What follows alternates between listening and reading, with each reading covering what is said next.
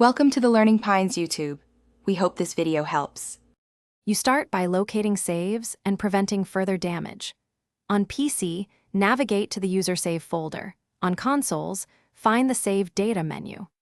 Once located, copy the save files to an external drive and take a screenshot of file timestamps so you can track changes.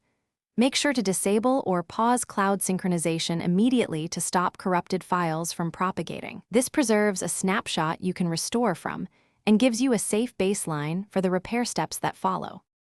Next, attempt restoration using built-in tools.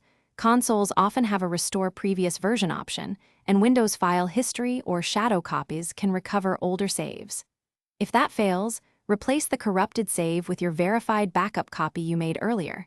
Make sure the game is fully closed before copying files. Once replaced, compare file sizes and timestamps or use a checksum utility to confirm integrity. If the save format or checksum mismatches, try a different backup iteration until you find a consistent, valid file.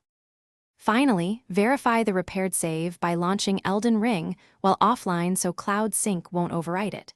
Play briefly to ensure progression persists and no corruption errors appear. Once confirmed, re-enable Cloud Sync and upload the working save. Make sure you select the local file as the authoritative version when prompted. If problems persist, use a save editor to reconstruct critical data from backups or reach out to platform support with your backed up files and timestamps. One key tip: always keep multiple data.